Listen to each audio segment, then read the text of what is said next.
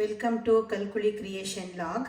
ನಾನಿವತ್ತು ಇಲ್ಲಿ ಒಂದು ಗಾರ್ಲಿಕ್ ಚಿಕನ್ ಮಾಡೋದು ಹೇಗೆ ಅಂತ ತೋರಿಸ್ಕೊಡ್ತಾ ಇದ್ದೀನಿ. ಆಮೇಲೆ ಇದಕ್ಕೆ ತುಂಬ ಇಂಗ್ರೀಡಿಯೆಂಟ್ಸ್ ಏನು ಬೇಕಾಗಲ್ಲ, ಕಡಿಮೆ ಸಾಮಗ್ರಿ ಬಳಸಿ ನಾವು ಕ್ವಿಕ್ಕಾಗಿ ಇದನ್ನು ಮಾಡ್ಕೊಳ್ಬೋದು. ನಾನು ಇಲ್ಲಿ ಅರ್ಧ kg ಆಗಷ್ಟು ಟೆಂಡರ್ ಚಿಕನ್ ತೊಗೊಂಡಿದ್ದೀನಿ. ನಾನು ಇಲ್ಲಿ ವಿತ್ ಬೋನು ತೊಗೊಂಡಿದ್ದೀನಿ. ಇದು ವಿತ್ ಬೋನ್ ಮಾಡಿದ್ರೆ ಚೆನ್ನಾಗಿರುತ್ತೆ, ಬೋನ್ಲೆಸ್ಸಿಗಿಂತ ವಿತ್ ಬೋನ್ ತೊಗೊಂಡ್ರೇ ಚೆನ್ನಾಗಿರುತ್ತೆ. ಇವಾಗ ನಾನಿಲ್ಲಿ ಅರ್ಧ kg ಕ್ಲೀನ್ ಮಾಡಿಬಿಟ್ಟು ಇಲ್ಲಿ ಸ್ಟವ್ ಮೇಲೆ ಇಟ್ಟಿದ್ದೀನಿ. ಇವಾಗ ಇದು ಫಸ್ಟು ಇದು ಚಿಕನ್ ಡೈರೆಕ್ಟು ಪಾತ್ರೆಗೆ ಹಾಕ್ಕೊಂಡು ಇದನ್ನು ನಾವು ಸ್ಟವ್ ಆನ್ ಮಾಡ್ಕೊಳ್ಳೋಣ. ಇವಾಗ ನಾನು ಸ್ಟವ್ ಆನ್ ಮಾಡಿಕೊಂಡು ಇದು ಸ್ವಲ್ಪ ಇದು ಬಿಸಿ ತಾಗಿದ ತಕ್ಷಣ ನಾನು ಇಲ್ಲಿ ಇದಕ್ಕೆ 1 ಟೀ ಸ್ಪೂನ್ ಆಗಷ್ಟು ಉಪ್ಪನ್ನು ಆ್ಯಡ್ ಮಾಡ್ಕೊಳ್ತಾ ಇದ್ದೀನಿ. ನಂತರ ಇದಕ್ಕೊಂದು ಅರ್ಧ ಟೀ ಸ್ಪೂನ್ ಆಗಷ್ಟು ಅರಿಶಿನ ಪುಡಿನೂ ಸಹ ಹಾಕ್ಕೊಳ್ಬೇಕು. ಈಗ ಫಸ್ಟು ಇದೆರಡನ್ನಲ್ಲೇ ಹಾಕಿಬಿಟ್ಟು ನಾವು ಬೇಯೋಕ್ಕಿಡಬೇಕು. ನೀರೇನು ಹಾಕೋದು ಬೇಡ. ಈಗ ತಕ್ಷಣಕ್ಕೆ ಇದು ಸ್ವಲ್ಪ ಹೊತ್ತು ಕ್ಲೀನಾಗಿ ಎಲ್ಲ ಬಿಸಿ ತಾಗಿಬಿಟ್ಟು ಇದಾಗಲಿ. ಇವಾಗ ಇದನ್ನು ಕ್ಲೀನಾಗಿ ಮಿಕ್ಸ್ ಮಾಡ್ಕೊಳ್ಳೋಣ. ಮಿಕ್ಸ್ ಮಾಡಿಕೊಂಡು ಫಸ್ಟು ನೀವು ಲೋ ಫ್ಲೇಮಲ್ಲೇ ಇಟ್ಕೊಳ್ಳಿ, ಯಾಕಂದರೆ ನಾವು ಇದಕ್ಕೆ ಆಯಿಲು ಏನು ಹಾಕಿಲ್ಲ ಅಲ್ಲ, ನೀರು ಏನೂ. ಇದು ಸ್ವಲ್ಪ ಒಂದು ಬಿಸಿ ತಾಗಿ ಸ್ವಲ್ಪ ಹೊತ್ತು ನೀರು ಬಿಟ್ಕೊಳೋಷ್ಟು ಟೈಮು ಇದನ್ನು ನೀವು ಲೋ ಫ್ಲೇಮಲ್ಲೇ ಇಟ್ಕೊಳ್ಳಿ. ಇವಾಗ ಇದೆಲ್ಲ ಕ್ಲೀನಾಗಿ ಮಿಕ್ಸ್ ಆಗಿದೆ ಅಲ್ಲ. ಇವಾಗ ಲಿಡ್ ಕವರ್ ಮಾಡಿಬಿಟ್ಟು ಇದು ಒಂದು 5 ಮಿನಿಟ್ಸ್ ಅಷ್ಟು ಇದನ್ನು ನಾವು ಕುಕ್ ಆಗೋದಕ್ಕೆ ಬಿಡೋಣ. ಇವಾಗ ನೋಡಿ, ಒಂದು 2-3 ನಿಮಿಷ ಆದಮೇಲೆ ಇದು ಸ್ವಲ್ಪ ನೀರು ಬಿಟ್ಕೊಂಡಿದೆ ನೋಡಿ, ಈ ರೀತಿ ನೀರೆಲ್ಲ ಬಿಟ್ಕೊಂಡಿದೆ. ಇವಾಗ ಇದು ಟೆಂಡರ್ ಚಿಕನ್ ಆಗಿರೋದ್ರಿಂದ ನಾನು ಜಸ್ಟ್ ಒಂದು 1/4 ಕಪ್ ಆಗಷ್ಟು ನೀರು ಮಾತ್ರ ಹಾಕ್ಕೊಳ್ತಾ ಇದ್ದೀನಿ. ಜಾಸ್ತಿ ನೀರೇನು ಹಾಕ್ಕೊಳ್ಳೋದು ಬೇಕಾಗಿಲ್ಲ. ಇದು ನಾವು ಸ್ವಲ್ಪ ಡ್ರೈ ಮಾಡ್ತಾ ಇರೋದ್ರಿಂದ ನೀರು ಜಾಸ್ತಿ ಬೇಕಾಗಲ್ಲ. ಸೊ ನಾನಿಲ್ಲಿ 1/4 ಕಪ್ ಆಗಷ್ಟು ನೀರನ್ನು ಆ್ಯಡ್ ಮಾಡಿ ಮತ್ತೊಂದು ಸರಿ ಕ್ಲೀನಾಗಿ ಮಿಕ್ಸ್ ಮಾಡಿಬಿಟ್ಟು ಮತ್ತೆ ಲಿಡ್ ಕವರ್ ಮಾಡ್ತೀನಿ. ಲಿಡ್ ಕವರ್ ಮಾಡಿಬಿಟ್ಟು ಒಂದು 10 ಮಿನಿಟ್ಸು ನಾವು ಇದನ್ನು ಚೆನ್ನಾಗಿ ಕುಕ್ ಆಗೋದಕ್ಕೆ ಬಿಡೋಣ. ಇವಾಗ ಚಿಕನ್ ಬೇಯೋಷ್ಟರಲ್ಲಿ ನಾವು ಒಗ್ಗರಣೆಗೆ ರೆಡಿ ಮಾಡ್ಕೊಳ್ಳೋಣ. ನಾನು ಇಲ್ಲಿ ಇಷ್ಟು ಬೆಳ್ಳುಳ್ಳಿಯನ್ನು, ಅಂದರೆ ನೋಡಿ ಮುಷ್ಟಿ ಆಗಷ್ಟು ಬೆಳ್ಳುಳ್ಳಿಯನ್ನು ತೊಗೊಂಡಿದ್ದೀನಿ. ಇದಕ್ಕೆ ಬೆಳ್ಳುಳ್ಳಿ ಜಾಸ್ತಿ ಬೇಕು. ಇದು ಸಿಪ್ಪೆ ವಿತ್ ಸಿಪ್ಪೆ ನಾನು ತೊಗೊಂಡಿದ್ದೀನಿ. ಇವಾಗ ಇದನ್ನು ಈ ರೀತಿ ಒರಳಿಗೆ ಹಾಕಿಬಿಟ್ಟು ಜಸ್ಟ್ ಹೀಗೆ ಇದನ್ನೊಂಚೂರು ಕ್ರಷ್ ಮಾಡಿದ್ರೆ ಸಾಕಾಗುತ್ತೆ ನೋಡಿ. ಈ ರೀತಿ ಪುಡಿ ಮಾಡೋದು ಬೇಡ, ಈ ರೀತಿ ಕ್ರಷ್ ಆಗಬೇಕು. ಇದು ಇಷ್ಟು ರೀತಿ ಕ್ರಷ್ ಆದರೆ ಚೆಂದ. ಇದು ಫುಲ್ಲು ಪೇಸ್ಟು ಬೇಕಾಗಲ್ಲ. ನಾನಿವಾಗ ಎಲ್ಲದನ್ನು ಆ ರೀತಿ ಮಾಡ್ಕೊಳ್ತೀನಿ. ಇವಾಗ ನೋಡಿ, ನಾನು ಬೆಳ್ಳುಳ್ಳಿಯನ್ನು ಎಲ್ಲ ಈ ರೀತಿ ಕ್ರಷ್ ಮಾಡಿ ಇಟ್ಕೊಂಡಿದ್ದೀನಿ. ನಿಮ್ಗೆ ಇನ್ನೂ ಜಾಸ್ತಿ ಬೇಕು ಅಂದರೆ ನೀವು ಇನ್ನೂ ಜಾಸ್ತಿನೂ ಹಾಕ್ಕೊಳ್ಬೋದು. ಇದು ಮೇಯ್ನಾಗಿ ನಾವು ಇದಕ್ಕೆ ಗಾರ್ಲಿಕ್ಕೇ ಜಾಸ್ತಿ ಯೂಸ್ ಮಾಡೋದು. ಗಾರ್ಲಿಕ್ ಚಿಕನ್ ಆಗಿರೋದ್ರಿಂದ ನಾವು ಇದಕ್ಕೆ ಗಾರ್ಲಿಕ್ಕನ್ನು ಜಾಸ್ತಿ ಯೂಸ್ ಮಾಡ್ತೀವಿ. ಜಸ್ಟ್ ಈ ರೀತಿ ಕ್ರಷ್ ಆದರೆ ಸಾಕು. ನಿಮಗೆ ಇದು ಸಿಪ್ಪೆ ತೆಗಿಯೋದು ಬೇಡ, ಆವಾಗ ಅದು ಚೆನ್ನಾಗಿ ಸಿಕ್ಕುತ್ತೆ. ಇವಾಗ ನಾವು ಒಗ್ಗರಣೆ ರೆಡಿ ಮಾಡ್ಕೊಳ್ಳೋಣ. ನಾನು ಇವಾಗ ಇನ್ನೊಂದು ಪ್ಯಾನಿಗೆ ಬಿಸಿಗಿಟ್ಕೊಂಡಿದ್ದೀನಿ. ಇದಕ್ಕೆ ಒಗ್ಗರಣೆ ರೆಡಿ ಮಾಡ್ಕೊಳ್ತೀನಿ. ಇದಕ್ಕೆ ನಾನು 1-2-3 ಟೇಬಲ್ ಸ್ಪೂನ್ ಆಗಷ್ಟು ಎಣ್ಣೆನ ಹಾಕ್ಕೊಳ್ತಾ ಇದ್ದೀನಿ. ಇವಾಗ ಇದು ಎಣ್ಣೆ ಚೆನ್ನಾಗಿ ಬಿಸಿ ಆಗಲಿ. ಇವಾಗ ಇದು ಎಣ್ಣೆ ಬಿಸಿಯಾಗಿದೆ ಅಲ್ಲ, ಫಸ್ಟಿಗೆ ನಾವು ಇದಕ್ಕೆ ಈ ಬೆಳ್ಳುಳ್ಳಿಯನ್ನು ಕ್ರಷ್ ಮಾಡ್ಕೊಂಡಿದ್ವಲ್ಲ ಇದನ್ನು ಸೇರಿಸ್ಕೊಳ್ಳೋಣ. ಈ ರೀತಿ ಎಲ್ಲ ಬೆಳ್ಳುಳ್ಳಿಯನ್ನು ಹಾಕ್ಕೊಂಡ್ಬಿಟ್ಟು ಇದನ್ನು ಚೆನ್ನಾಗಿ ಮಿಕ್ಸ್ ಮಾಡಿಕೊಳ್ಬೇಕು.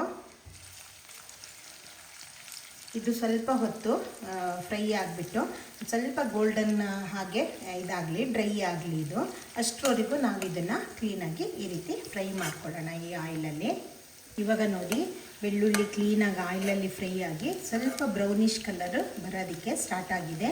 ಇದು ಫ್ಲೇವರ್ ಎಷ್ಟು ಚೆನ್ನಾಗಿ ಬರುತ್ತೆ ಅಂದರೆ, ಫುಲ್ಲು ಬೆಳ್ಳುಳ್ಳಿ ಆಯಿಲಲ್ಲಿ ಫ್ರೈ ಆಗೋದು ತುಂಬ ಚೆನ್ನಾಗಿರುತ್ತೆ ಅದು ಫ್ಲೇವರು ಮತ್ತು ಟೇಸ್ಟು. ಹಾಗಾಗಿ ಇದನ್ನು ಸ್ವಲ್ಪ ರೋಸ್ಟ್ ಆಗೋ ರೀತಿ ಫ್ರೈ ಮಾಡ್ಕೊಳ್ಳಿ. ಆಮೇಲೆ ಜಾಸ್ತಿ ಬೆಳ್ಳುಳ್ಳಿ ಯೂಸ್ ಮಾಡ್ಕೊಳ್ಳಿ. ಹಾಗೆ ನಾನು ಹಾಕುವಂಥ ಎಲ್ಲ ರೆಸಿಪಿಗಳು ನಿಮಗೆ ಇಷ್ಟ ಆಗುತ್ತೆ ಅಂತ ನಾನು ಭಾವಿಸ್ತೀನಿ. ನಾನು ಆದಷ್ಟು ಬ್ಯಾಚುಲರ್ಸ್ ಆಗಿರಲಿ, ಇಲ್ಲಾಂದರೆ ಸ್ಟೂಡೆಂಟ್ಸ್ಗಳಾಗಿರಲಿ, ಯಾರೇ ಆಗಲಿ ಕ್ವಿಕ್ಕಾಗಿ ಮಾಡ್ಕೊಳ್ಳೋ, ಆಮೇಲೆ ತುಂಬ ಸಿಂಪಲ್ಲಾಗಿ ಜಾಸ್ತಿ ಇಂಗ್ರೀಡಿಯೆಂಟ್ಸ್ ಯೂಸ್ ಮಾಡದೆ ಮಾಡ್ಕೊಳ್ಳುವಂತಹ ರೆಸಿಪಿಗಳನ್ನು ನಾನು ಆದಷ್ಟು ಶೇರ್ ಮಾಡ್ತೀನಿ. ಯಾಕಂದರೆ ಎಲ್ಲರೂ ಹೆಚ್ಚು ಟೈಮು ತಗೊಳ್ಳೋದಕ್ಕೆ ಇಷ್ಟಪಡಲ್ಲ, ಕ್ವಿಕ್ಕಾಗಿ ಆಗಬೇಕು ಅಂತ ಅಂತಾರೆ.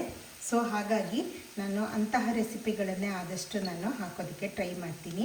ಇವಾಗ ಬೆಳ್ಳುಳ್ಳಿ ಸ್ವಲ್ಪ ರೋಸ್ಟ್ ಆಗಿದೆಯಲ್ಲ, ನಂತರ ಇಲ್ಲಿ ನಾನು 1 ಟೀ ಸ್ಪೂನ್ ಆಗಷ್ಟು ಶುಂಠಿ ಪೇಸ್ಟನ್ನು ಇಲ್ಲಿಗೆ ಆ್ಯಡ್ ಮಾಡ್ಕೊಳ್ತೀನಿ.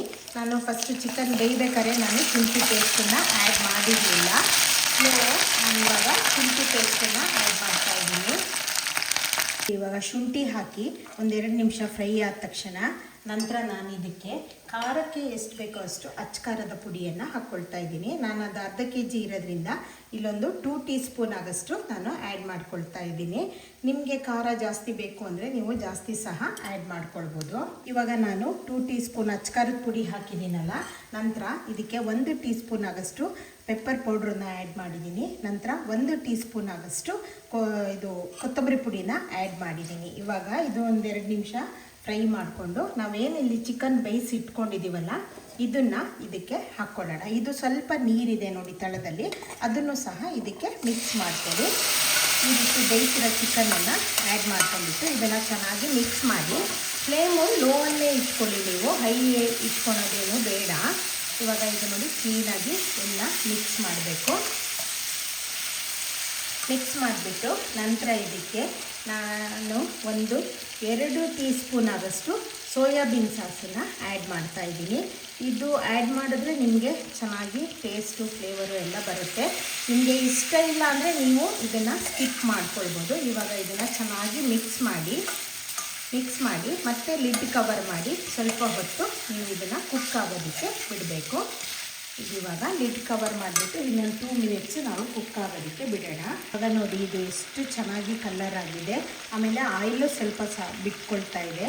ಇವಾಗ ನೀವು ಉಪ್ಪು ಮತ್ತು ಖಾರನ ಟೇಸ್ಟ್ ನೋಡಿ ನಿಮಗೆ ಬೇಕು ಅಂದರೆ ನೀವು ಆ್ಯಡ್ ಮಾಡ್ಕೊಳ್ಬೋದು. ಇದು ಚಪಾತಿ, ಅಕ್ಕಿ ರೊಟ್ಟಿ ಎಲ್ಲದ್ರ ಜೊತೆಗೂ ತುಂಬ ಚೆನ್ನಾಗಿ ಕಾಂಬಿನೇಷನ್ ಆಗುತ್ತೆ. ಇಲ್ಲ ಅಂದರೆ ಒಂದು ರಸಮ್ ಜೊತೆಗೂ ಸಹ ನೀವು ಇದನ್ನು ಯೂಸ್ ಮಾಡ್ಬೋದು ಅನ್ನಕ್ಕಾದರೆ. ಹಾಗೆ ನಾನು ಹಾಕುವ ರೆಸಿಪಿ ನಿಮಗೆ ಇಷ್ಟ ಆಗುತ್ತೆ ಅಂತ ಭಾವಿಸ್ತೀನಿ. ಇಷ್ಟ ಆದರೆ ಲೈಕ್, ಶೇರ್ ಆ್ಯಂಡ್ ಕಮೆಂಟ್ ಮಾಡಿ. ಹಾಗೆ ಸಬ್ಸ್ಕ್ರೈಬ್ ಮಾಡ್ಕೊಳ್ಳಿ. ನಾನು ಹಾಕುವ ಎಲ್ಲ ರೆಸಿಪಿಗಳ ನೋಟಿಫಿಕೇಷನ್ ನಿಮಗೆ ಬೇಕು ಅಂದರೆ ಬೆಲ್ ಐಕಾನ್ ಪ್ರೆಸ್ ಮಾಡಿ. ಹಾಗೆ ಸಬ್ಸ್ಕ್ರೈಬ್ ಮಾಡ್ಕೊಳ್ಳಿ. ಇವಾಗ ಇದು ರೆಡಿಯಾಗಿದೆ. ಬಿಸಿ ಬಿಸಿಯಾಗಿ ಗಾರ್ಲಿಕ್ ಚಿಕನ್ ಮಾಡಿಕೊಂಡು ಹೇಗನ್ನಿಸ್ತು ಅಂತ ನನಗೆ ಕಮೆಂಟ್ ಮಾಡಿ. ಇದು ನೋಡಿ ಎಷ್ಟು ಚೆನ್ನಾಗಿ ಬಂದಿದೆ. ಆಮೇಲೆ ಕ್ವಿಕ್ಕಾಗಿ ಆಗುತ್ತೆ, ಯಾರೇ ಆಗಲಿ ತಕ್ಷಣಕ್ಕೆ ಮಾಡ್ಕೊಳ್ಬೋದು ಇದು. ಆಮೇಲೆ ಜಾಸ್ತಿ ಇಂಗ್ರೀಡಿಯೆಂಟ್ಸ್ ಏನೂ ಬೇಕಾಗಲ್ಲ ಇದಕ್ಕೆ. ಸೊ ಹಾಗೆ ಇದನ್ನು ನೀವು ಸ್ಟಾರ್ಟರ್ ಆಗೋ ಬೇಕು ಸಹ ಯೂಸ್ ಮಾಡ್ಕೊಳ್ಬೋದು.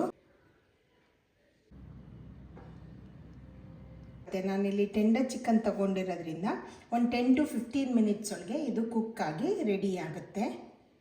Thank you.